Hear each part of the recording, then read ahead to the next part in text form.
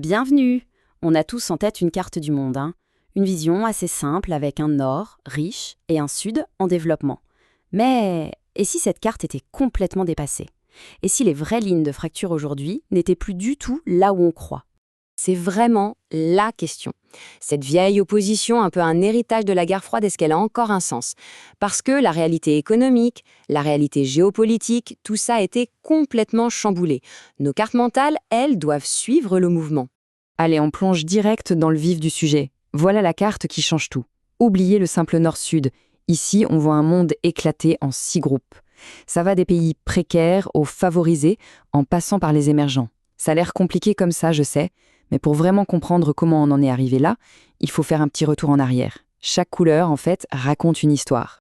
Pour déchiffrer la carte d'aujourd'hui, il faut revenir aux fondations. Comment le système d'exploitation économique du monde a-t-il été codé?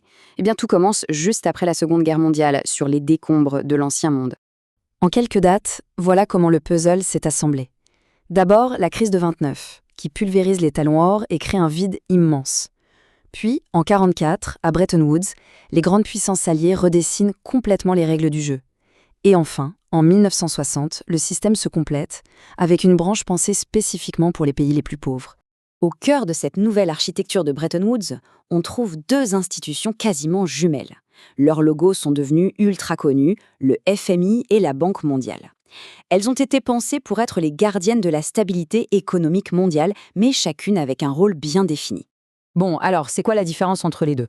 En fait, c'est assez simple. Si on prend une image, le FMI, c'est un peu le pompier financier du monde. Quand il y a le feu, une crise, il intervient en urgence avec des prêts à court terme. La Banque mondiale, elle, c'est plutôt la grande banque de construction. Elle finance sur le long terme des projets lourds, comme des routes, des barrages. Deux missions qui se complètent au sein d'un même système. Mais la question, c'est qui dirigeait vraiment la boutique? Ce graphique est très parlant. Le pouvoir de vote n'était pas du tout réparti équitablement.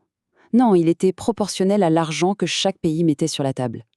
Résultat, le pouvoir de décision était massivement concentré entre les mains des États-Unis et de leurs alliés. Et ça, c'est un détail crucial pour comprendre toutes les tensions qui vont suivre. Et des tensions, il va y en avoir. Le bel édifice construit après-guerre va être secoué par une crise énorme.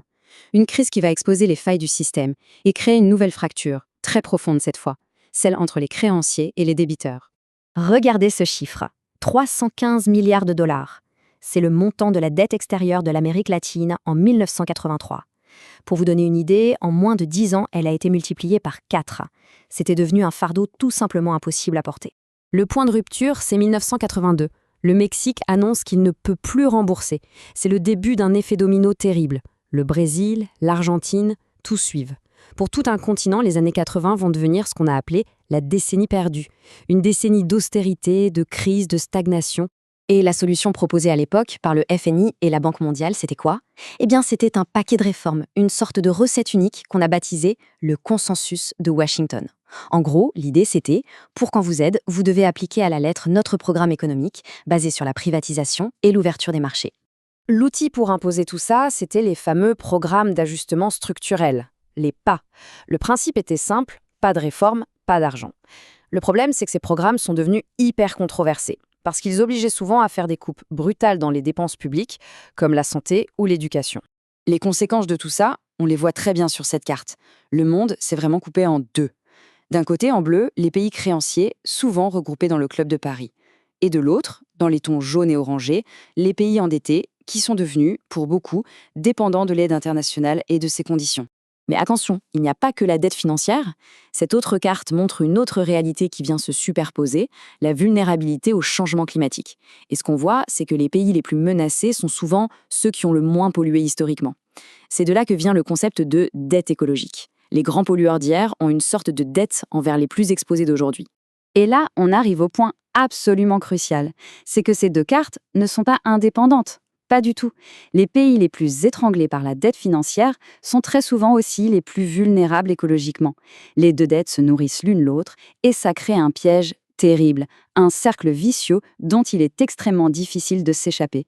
Mais face à ce système jugé de plus en plus injuste, les pays du Sud ne sont pas restés les bras croisés. Au contraire, la crise de la dette a été une sorte de détonateur qui a accéléré la recherche d'une autre voie et la construction d'alliances pour enfin peser sur la scène mondiale. Cette chronologie, elle raconte une montée en puissance, lente mais continue.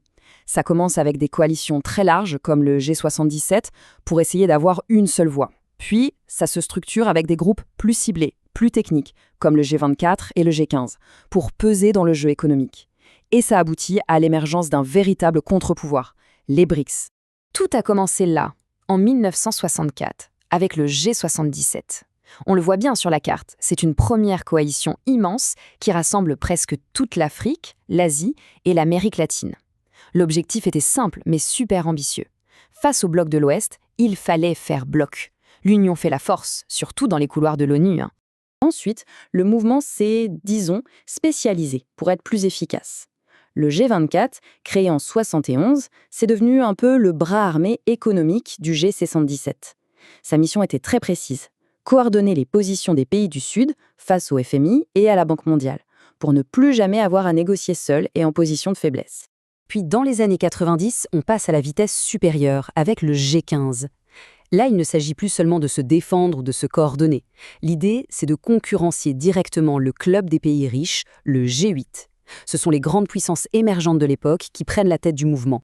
Et tout ça nous amène à aujourd'hui, avec la dernière incarnation de ce mouvement, les BRICS+. Au départ, c'était un club assez fermé de 5 puissances émergentes.